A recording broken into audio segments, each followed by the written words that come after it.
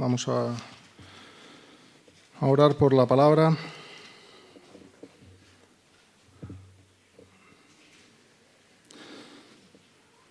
Oh Padre Santo, te alabamos, Señor, y te bendecimos. Te damos gracias, Señor, por ser nuestro Dios. Te pedimos perdón, Señor, por nuestra visión tan corta, Señor, de tu grandeza, Señor, de tu santidad, de tu majestad. Y, Señor, también por no ser muy consecuentes muchas veces con lo que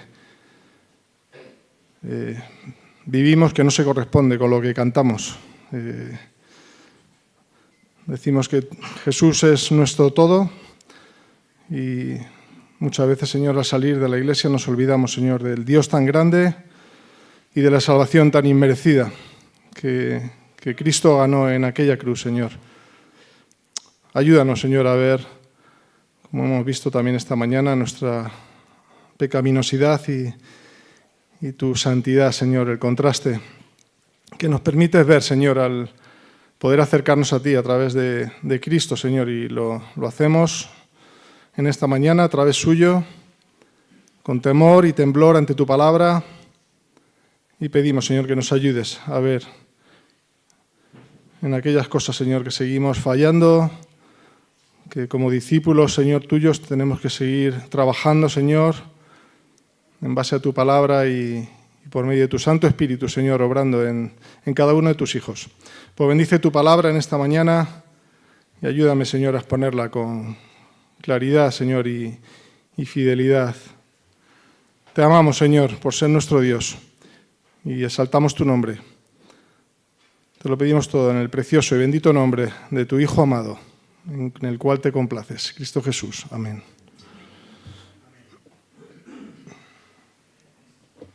Pues dice la Escritura, Juan 8:31, dijo entonces Jesús a los discípulos que habían creído en él: si vosotros permaneciereis en mi palabra, seréis verdaderamente mis discípulos, y conoceréis la verdad, y la verdad os hará libres.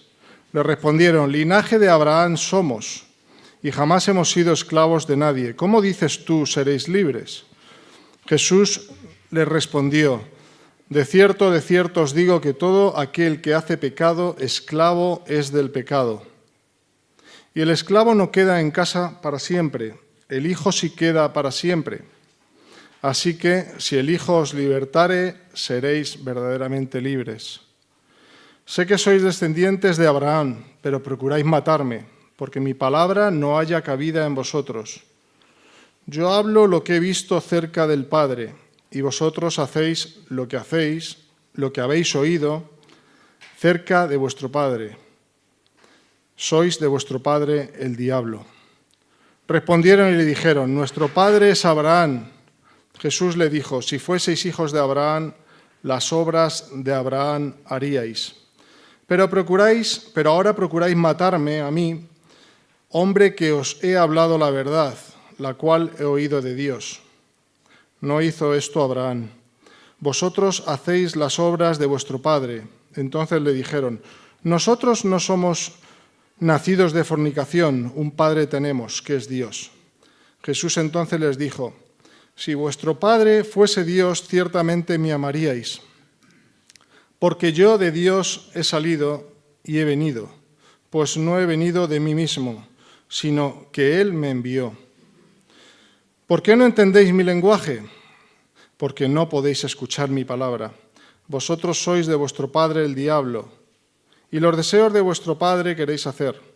Él ha sido homicida desde el principio, y no ha permanecido en la verdad, porque no hay verdad en él.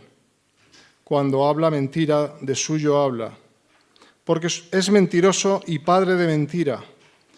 Y a mí, porque digo la verdad, no me creéis. ¿Quién de vosotros me redarguye de pecado? Pues si digo la verdad, ¿por qué vosotros no me creéis? El que es de Dios, las palabras de Dios oye. Por eso no las oís vosotros, porque no sois de Dios. Si Cristo os libertare, seréis verdaderamente libres. ¿Eres libre?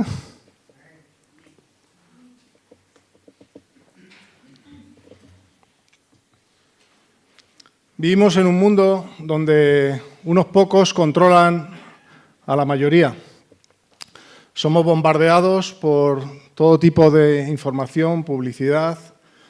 Somos observados por miles y miles de cámaras. Somos escuchados por nuestros smartphones, por nuestros ordenadores y aún así nos creemos libres. Incluso el hombre ha determinado, por medio de la Declaración de los Derechos Humanos, en su artículo 1, que todos los hombres nacen libres. ¿A qué libertad o libertades se referirá? Pues esto es en base al ejercicio de nuestras libertades en sociedad.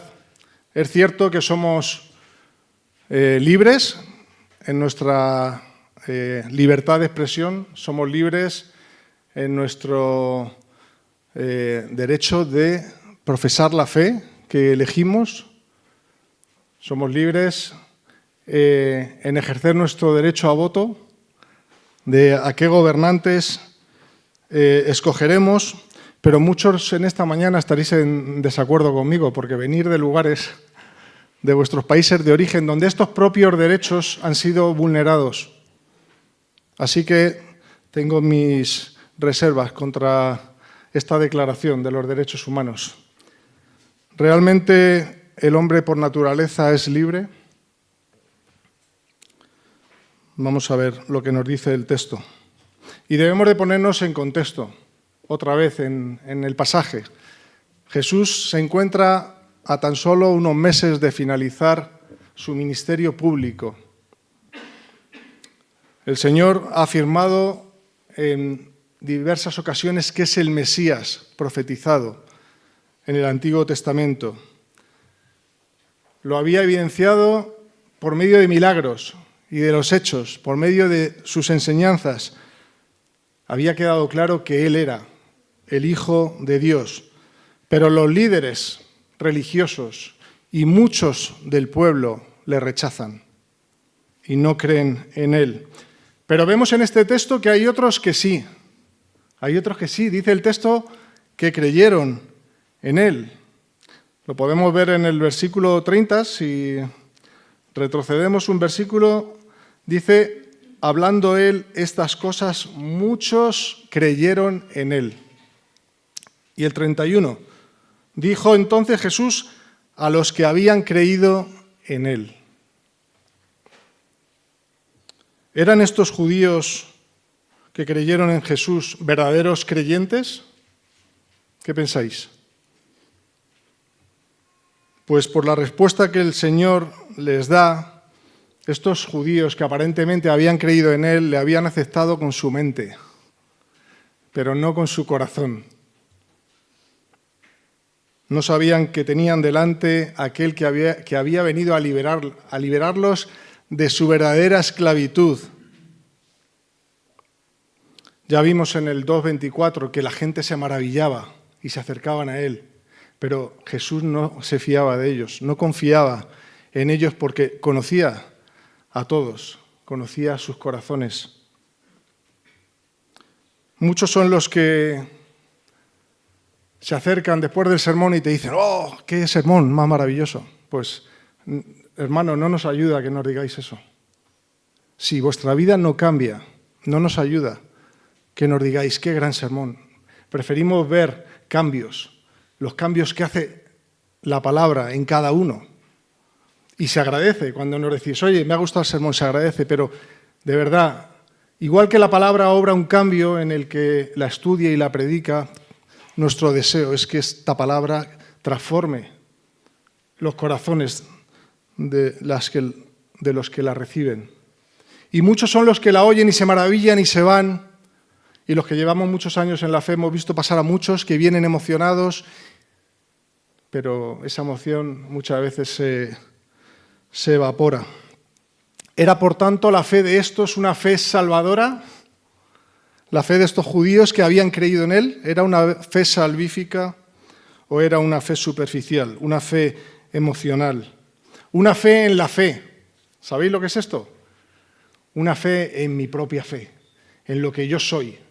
¿De dónde vengo? ¿De qué familia vengo? Es que mi familiar fue tal. Hasta un reformador me puede decir, pero ¿de qué te vale esa fe en la fe si no está puesta en el objeto adecuado, que es Cristo?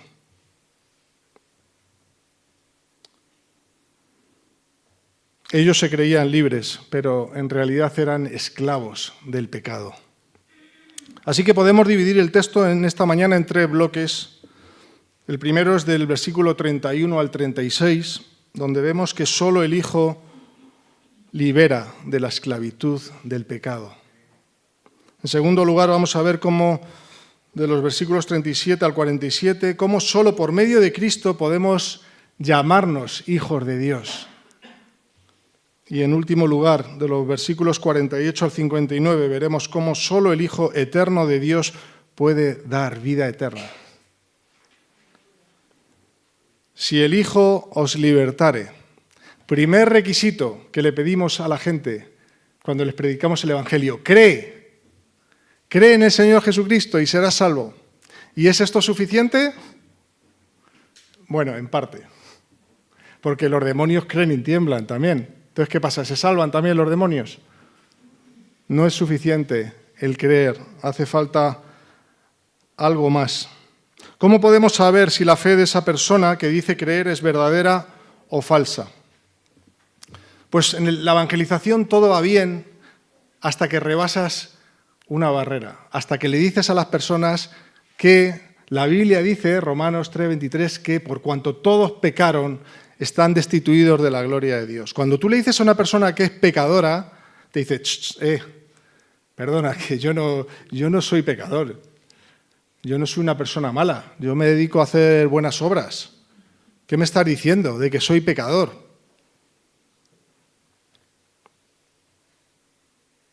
La Biblia nos declara esclavos del pecado y enemigos de Dios. Todos los que escuchan el mensaje están dispuestos, todos los que escuchan el mensaje no están dispuestos a reconocerse esclavos del pecado y menos a escuchar las palabras de Jesús que se han mencionado en la escuela dominical, a tomar cada día la cruz y seguirle. Muchos son los que se regresan en su mero creer y en su fe superficial y muchas veces litúrgica, de domingo. ¿Cuántos vecinos conocemos que van a misa los domingos y se creen religiosos y salvos? O incluso creyentes que vienen a la iglesia pero no conocen el Evangelio, el verdadero Evangelio. Otros vienen buscando determinadas cosas de Dios, una pareja, un buen trabajo, bendiciones de parte de Dios, la restauración de la salud, ayuda en problemas familiares con un hijo rebelde, ayuda en problemas conyugales, pero cuando Dios no responde a sus deseos, se marchan decepcionados. Somos llamados a probar nuestra fe en base a las Escrituras como creyentes. Se nos llama a probar nuestra fe. ¿Y cómo podemos saber si la fe que profeso es una fe genuina o no? La respuesta la tenemos en el versículo 31. Dice, lo leemos otra vez, la segunda parte del 31 dice, si vosotros permaneciereis en mi palabra, seréis verdaderamente mis discípulos. Volvemos al discipulado de esta mañana, porque somos discipulados en continuo discipulado, hasta que seamos lo que llegaremos a ser, conformados a la imagen de Cristo. ¿Qué significa? Cuando la persona permanece en la palabra, y esto es así porque muestra que es un verdadero discípulo de Cristo. Necesitamos permanecer en la palabra, no permanecer en los domingos en la iglesia, no.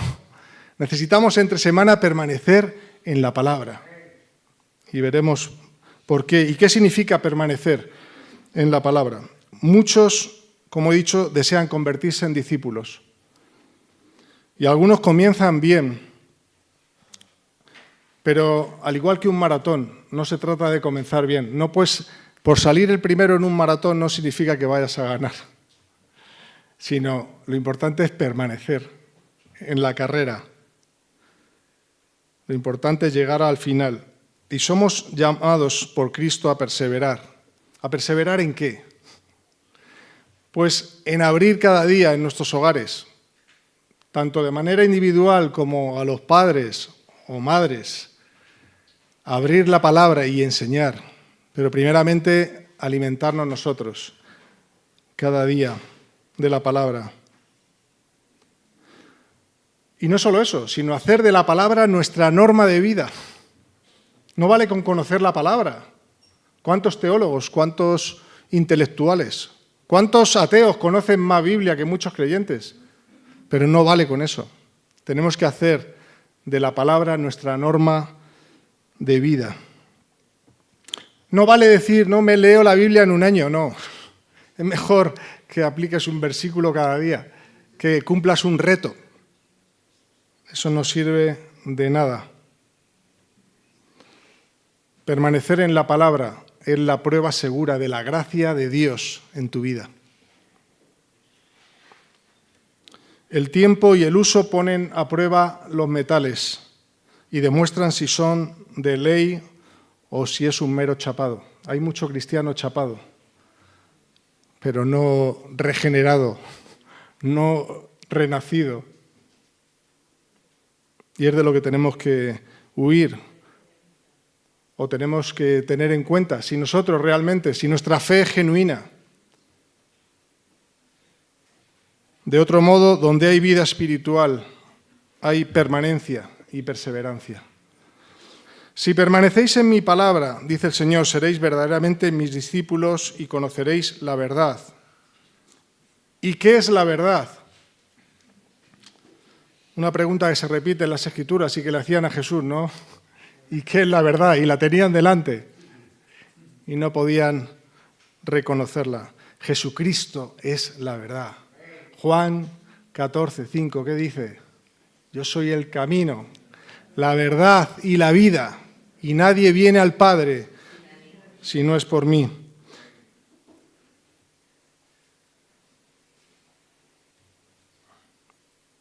Y esto lo veremos más ampliamente según vayamos avanzando en Juan, cuando lleguemos al capítulo 14, cuando Jesús dice, yo soy la vid verdadera, y tenéis que permanecer en mí. Y de no hacerlo, la consecuencia será terrible, porque nosotros somos los pámpanos, y si no echamos fruto, los pámpanos se arrancan y se queman, dice el Señor. Así que tenemos que permanecer en Cristo. Si permanecemos en su palabra, conocemos la verdad, conocemos a Cristo y permanecemos en Cristo. Le conocemos a Él mismo porque Él es la verdad. ¿Y qué produce esta verdad en nosotros? Pues lo dice el texto, libertad. Esta verdad produce libertad, libertad verdadera, libertad espiritual. No la libertad de hacer lo que nos dé la gana, eso no es libertad, eso es libertinaje. Tenemos que hacer lo que no nos gusta hacer, que eso es más complicado. Un tren desea salirse de las vías, de los raíles, para sentirse libre. Si pudiese volar el tren, ¿no? Bueno, hay algunos que sí vuelan. Pero ¿qué pasa cuando se sale? ¿Qué pasa cuando se sale el tren de sus raíles? Pues que se descarrila. Nosotros somos libres cuando el pecado no nos domina, cuando nuestra vida y nuestro corazón son dominados por la palabra de Dios. Versículo 33 leemos que le respondieron, linaje de Abraham somos y jamás hemos sido esclavos de nadie. ¿Cómo dices tú que seréis libres? Estos judíos se sienten muy ofendidos. Dice, jamás hemos sido esclavos de nadie. Y olvidaban que habían sido esclavos de los egipcios, de los babilonios, ahora de los romanos. Así es el hombre de necio. Y se creían libres. Nuestro pecado pone en evidencia lo que somos, esclavos de nosotros mismos. ¿Y qué es el pecado? El pecado es cuando nos salimos de los raíles de Dios, cuando descarrilamos, cuando no tenemos a Dios en cuenta sabiendo que llevar a cabo nuestros deseos van en contra de la voluntad de Dios y que nos van a hacer mal. Sócrates dijo: ¿cómo te llamarás libre de tus deleites si tus deleites te gobiernan? El apóstol Pablo reconoce esto en Romanos 7, cuando dice: no hago el bien que quiero, sino el mal que no quiero, eso hago. ¿Quién me librará de este cuerpo de muerte? Nadie puede declararse libre a menos que conozca la verdad. Y aun conociendo la verdad, hemos visto esta mañana cómo estamos sometidos a nuestra vieja naturaleza y nuestra solución es la cruz. Pero no nos libraremos de nuestra naturaleza humana caída hasta que seamos lo que Dios ha determinado en Cristo que seremos. Versículo 35. ¿Soy hijo de Dios o soy un hijo o soy un esclavo del pecado? Es una pregunta que te puedes llevar a casa. ¿Soy hijo de Dios o sigo siendo esclavo del pecado? El versículo 35 explica lo que ocurrirá con el esclavo. El esclavo disfruta un tiempo de las bendiciones del amo, de la casa del amo, de la comida del amo.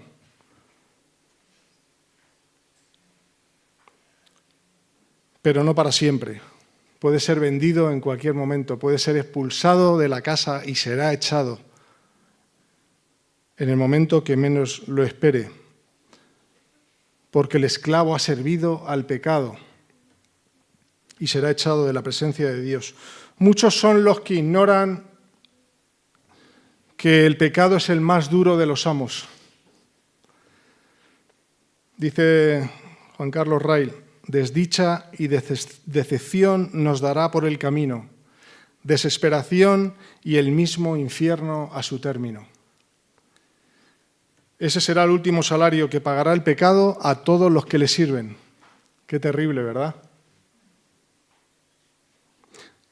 Por el contrario, ¿cuál es la finalidad del Evangelio? Librar del pecado a todos los que se hallan en esclavitud.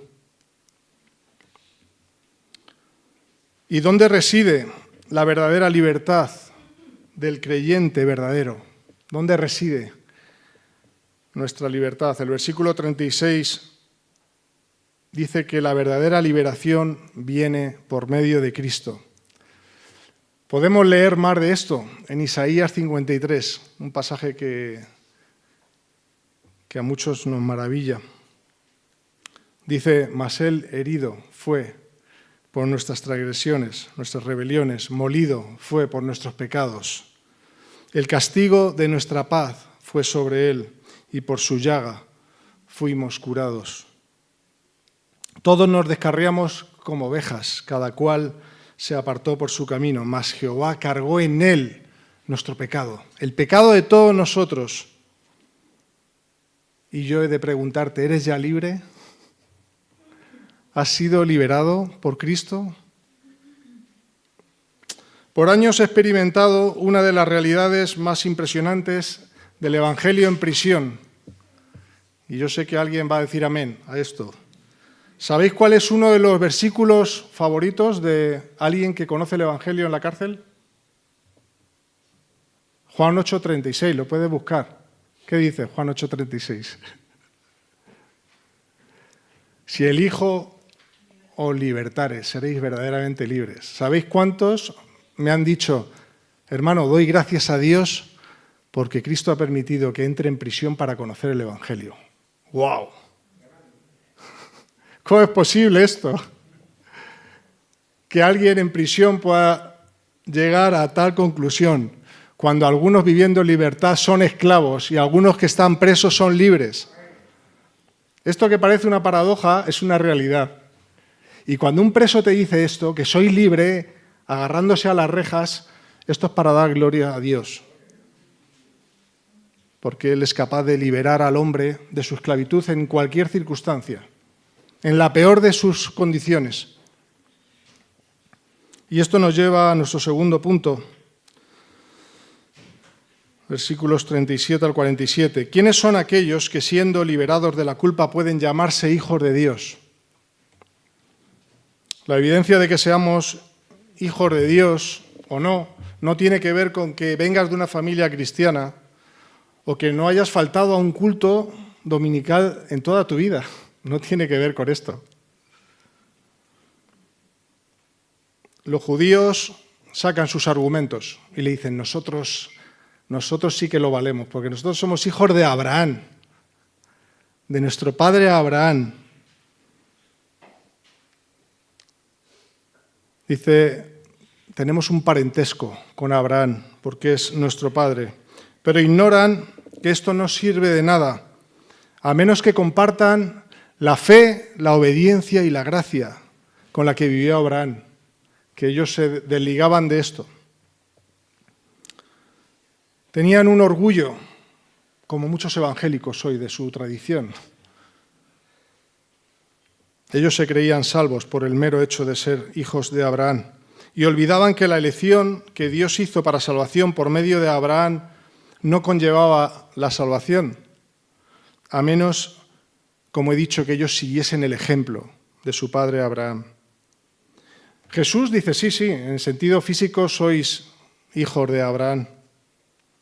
Pero ¿cómo es posible que siendo hijos de Abraham intentéis matar a aquel al que Abraham esperaba ver el día? Yo no sé, a mí esto me maravilla. ¿Cómo se tenía que quedar esa gente al escuchar estos argumentos?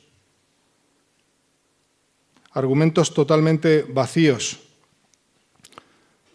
Y esto es así porque no escuchaban su palabra, no podían escuchar la palabra que Jesús les hablaba. Y muchos creyentes se parecen a estos enemigos de la fe. Argumentan, no, yo una vez me bauticé. O yo soy convertido en tal o cual campaña de Luis Palau o de quien sea. O yo incluso participo en la Santa Cena. Pero muchas veces nos damos cuenta de que no conocen las doctrinas fundamentales de la fe. No conocen el Evangelio de la gracia. No saben nada de la fe salvífica, de la gracia, de la vida de santidad a la cual hemos sido llamados, como hemos visto esta mañana, todos los creyentes. Apartarnos del pecado y seguir el ejemplo, no solo de Cristo, sino de todos aquellos que padecieron por causa del Evangelio, incluso de todos aquellos por los cuales pusieron su vida para que nosotros tengamos el libro que muchos no abren durante toda la semana en sus casas, la palabra de Dios. La identidad inconfundible de un cristiano es su unidad a Cristo, lo hemos visto esta mañana. ¿Estás unido a Cristo? ¿Permaneces unido a Cristo por medio de una fe viva? ¿Eres un hijo de Dios? ¿Has experimentado la obra del poder del Espíritu Santo en tu vida? Jesús les dice, si vuestro Padre fuese Dios, ciertamente me amaríais. ¿Cuál es la marca de un verdadero cristiano? Se nos ha preguntado hace un rato, también en la escuela dominical. Si vuestro Padre fuese Dios, ciertamente me amaríais. Ya vimos la ausencia de este amor en los judíos en el capítulo 5. A partir del 37 al 42 leo, dice, también el Padre que me envió ha dado testimonio de mí. Nunca habéis oído su voz, ni habéis visto su aspecto, ni tenéis su palabra morando en vosotros, porque a quien Él envió, vosotros no creéis. Escudriñad las Escrituras, porque a vosotros os parece que en ellas tenéis la vida eterna, y ellas son las que dan testimonio de mí, y no queréis venir a mí para que tengáis vida. Gloria de hombres no recibo, mas yo os conozco, que no tenéis amor de Dios en vosotros. ¿Amas a Jesús? Si no amas a Jesús, no conoces a su Padre. No puedes llamarte hijo de Dios. También lo hemos visto esta mañana. Es incompatible. La unión del Padre y el Hijo es tan real y verdadera que si dices que conoces a Dios y no tienes una relación personal con Cristo, tu Padre no es Dios.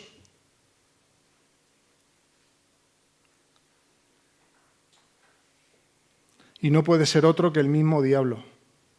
O tu Padre es Dios o tu Padre es el príncipe de este mundo. No hay más opciones. Y Satanás sigue engañando a muchos a creer que son hijos de Dios. Muchos me dirán en aquel día, Señor, Señor.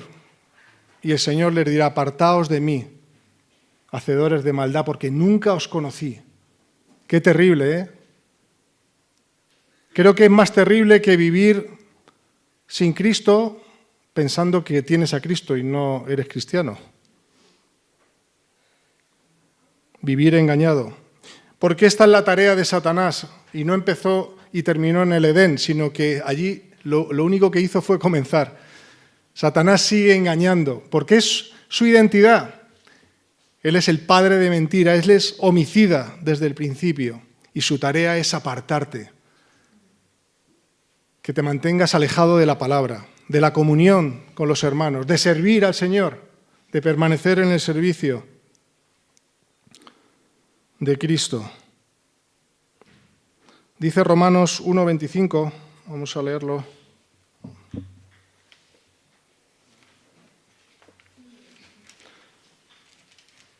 Romanos 1:25.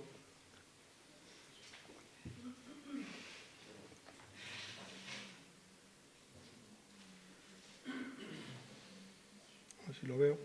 Ya que cambiaron la verdad de Dios por la mentira, honrando y dando culto a las criaturas antes que al Creador, el cual es bendito por todos los hombres. El hombre cambió la verdad por la mentira. A lo malo llaman bueno y a lo bueno malo. La prueba definitiva de que uno tiene una relación personal con Dios a través de Cristo es que escucha su palabra y no es tan solo un oidor, sino es un hacedor de la misma. Dice Juan 14:21 también, el que tiene mis mandamientos y los guarda, ese es el que me ama. Y yo le amaré y me manifestaré a él. Por tanto, ninguno que ame a Jesucristo, ninguno que no ame a Jesucristo, es un hijo de Dios. Aquellos que reconocen a Dios como Padre lo evidencian amando al Hijo y amándole por encima de todo. ¿Cómo estarías de agradecido a alguien que te salve la vida? Que dé un órgano para que tú vivas y él muera. ¿Cómo vivirías con alguien así? Yo no sé, no podría olvidarlo jamás, pues Cristo es lo que ha hecho. Él ha puesto su vida por ti en la cruz. ¿Qué podemos darle?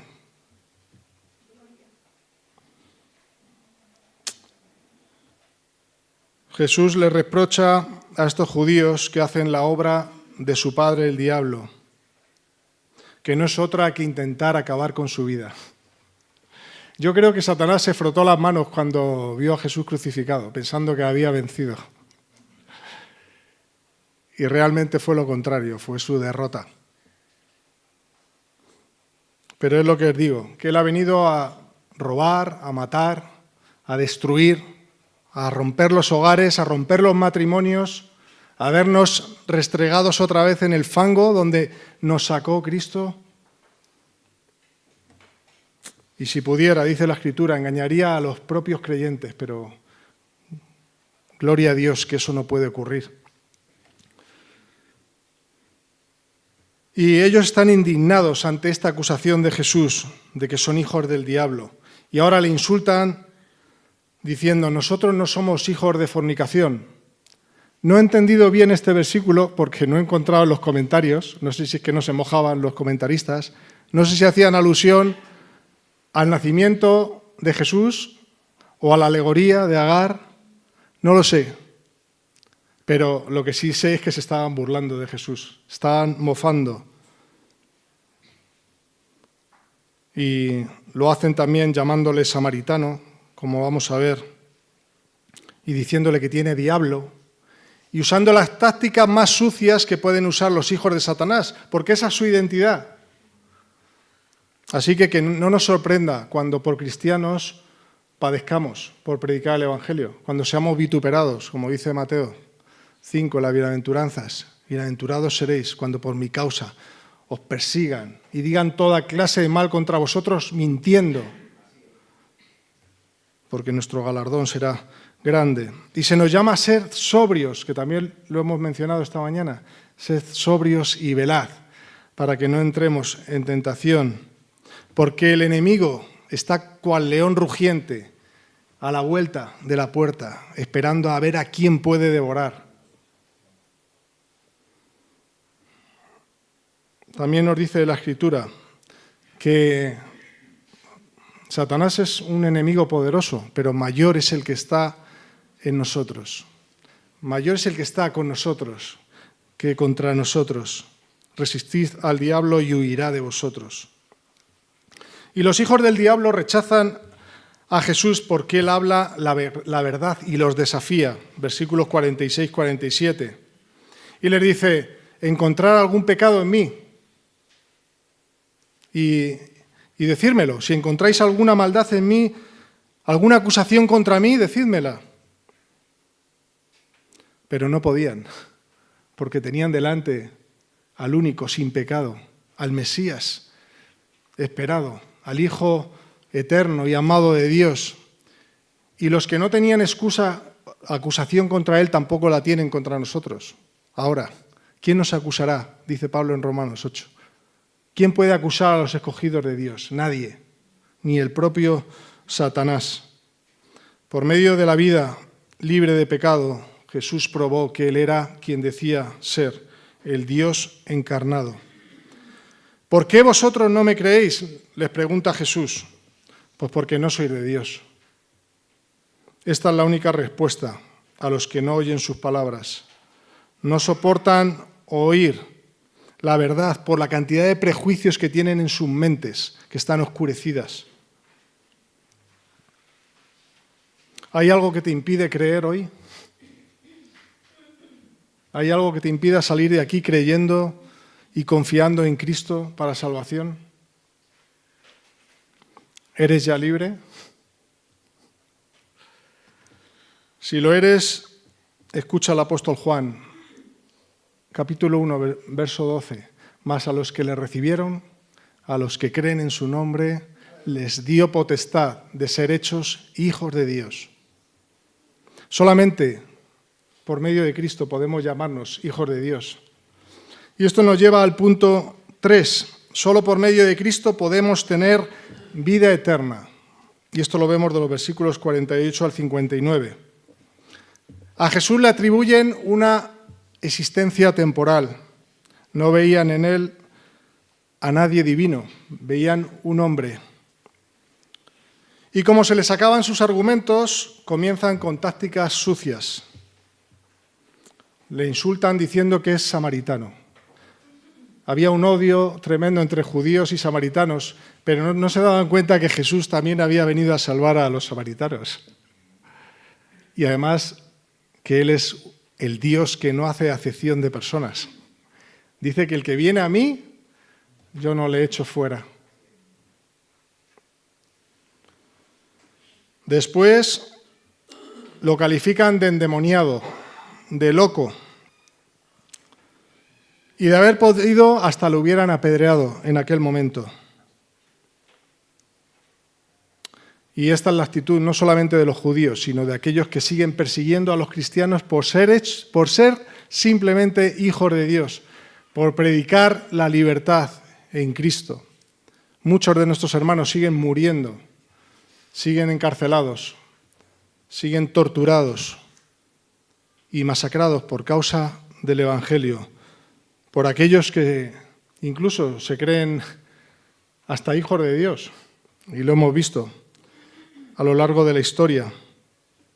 Jesús le responde que él no tiene demonio, que a quien deshonran es al que llaman Padre, al que ellos dicen tener como Padre. Ya vimos también en el capítulo 5, verso 23, el que deshonra al Hijo, deshonra al Padre. El Hijo no se va a defender en su propio honor, ya tiene quien le defienda, el Padre lo hará. Y Jesús no entra en un debate absurdo, sino que, al contrario, ofrece una esperanza gloriosa a aquellos que guarden su palabra, diciendo que el que guarda mi palabra no morirá eternamente. ¿Cómo debieron de quedarse estos? Y para nosotros no es que la muerte no vaya a hacernos daño, claro que sí, tenemos que pasar por la muerte, pero seremos librados de la segunda muerte, de la destrucción en el infierno, de una eternidad alejados de Dios. Pero a los creyentes se nos ha dado la victoria por medio de Jesucristo. Leemos en Apocalipsis 2:11. El que venciere no sufrirá daño de la segunda muerte. La muerte eterna está garantizada para aquellos que guardan su palabra y confían. La vida eterna está garantizada para aquellos que guardan su palabra y confían con todo su corazón en el mensaje del Evangelio de Cristo.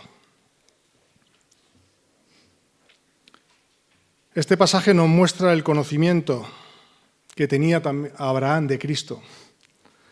¿Cómo es posible que Abraham viese el día de Cristo si llevaba muerto 1850 años? Pues Abraham pudo ver a Jesús mediante los ojos de la fe. Tenemos varios textos que no podemos leer en Génesis 15, el que toma notas, Génesis 15, 4, 6 o 22, 18.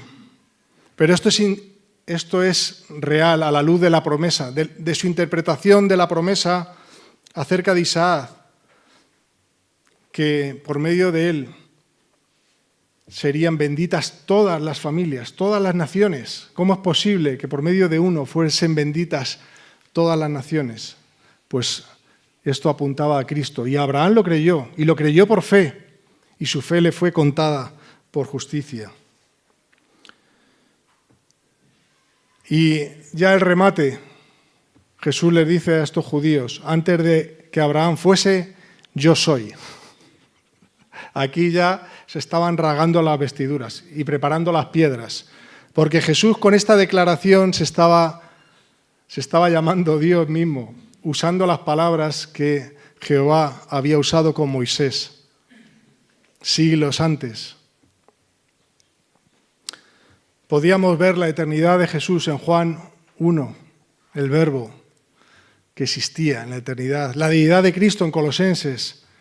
Muchos pasajes avalan esto. Jesús demuestra su divinidad al usar el nombre de Dios y al proclamarse Dios mismo. Aquí tomaron las piedras para apedrearle, pero Jesús se marchó. ¿Has experimentado la verdadera libertad de los hijos de Dios o sigues siendo esclavo del pecado? Hoy tienes una nueva oportunidad de venir y rendirte